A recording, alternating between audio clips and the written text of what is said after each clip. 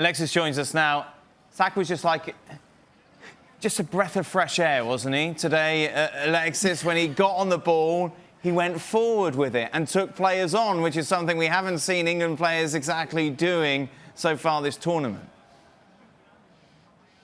Oh my goodness, Dan. It was exactly what the England supporters wanted and needed, because like I was saying, over the last couple of days, it felt like some of the wind had been taken out of the sails of all of the England supporters following that, not necessarily the result against Scotland, but again, the performance and again, the questions surrounding Gareth Southgate and if he really wants to play this sexy football as Julian asks for and was begging England for, and pretty much everyone has been begging England for, because like I said, it's like having all these fabulous sports cars that, you know, can go forward and attack and are really pacey, and then you end up choosing a minivan because it's safe and, you know, you want to top the group, and that's exactly what happened to get the next round at Wembley. But everyone's like, come on, we finally have the arsenal to go forward and play this sexy football, so why bother play it safe? So massive breath of fresh air to see Jack Grealish start, as well as Saka. I mean, Saka was unbelievably pacey. The pace on him was crazy. I mean, the Czech Republic, they had to put 2 men on him and 2 men on Jack Grealish at one point. I'm sure a couple of them would be used to playing against him in the Premier League, but it was just amazing to see. Breath of fresh air.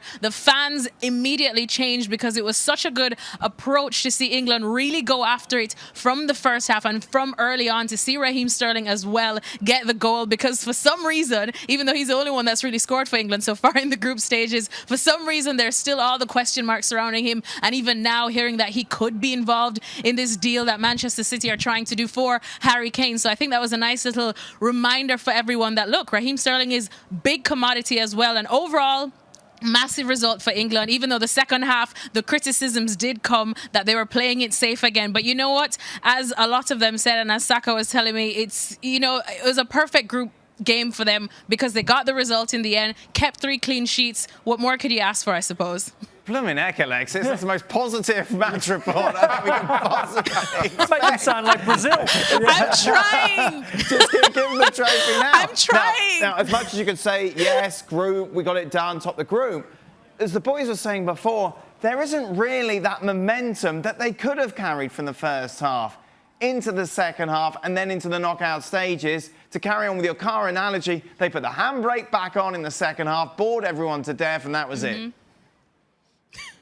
That honestly was it, and that's the reason why people just started. I could almost hear conversations going on in Wembley in that second half, and everyone was kind of just wondering and trying to ramp them up again, because I remember when I spoke to Reece James last week, and he said, look, you have to be, you know, you have to understand tournament football. Not all the time is it going to be sexy. You just have to get this nitty-gritty win here and there, and then before you know it, you find yourself in the knockouts and possibly even in the final. But it's now making everyone scratch their heads again as to what Gareth Southgate really wants to do. Yes, you give England props for being good in defence and keeping these clean sheets, which I'm sure goes a long way in Stevie Nicol' book. But then you look at this attack and you see everything that's possible. You see exactly who he can take off and put back on. It's all these wonderful, shiny toys. And I think England have to wonder, because we've had 3 group games and we don't really know who their best front 4 is, I guess, or who else is the best to go alongside Harry Kane, because it's obvious that, you know, Gareth Southgate is not really going to drop him at any cost. But he still is searching for a goal. I'm sure he will come into some form, at least in the round of 16. It'll be interesting to see who they get. But at some point, I really don't know what England want to do, but everyone's keeps saying, please just play the sexy football, because it's obvious you can do it. Well, thank you very much for watching ESPN on YouTube. For more sports highlights and analysis, be sure to download the ESPN app. And for live streaming, premium content, and let's not forget as well, ESPN FC 7 days a week. Subscribe to ESPN Plus.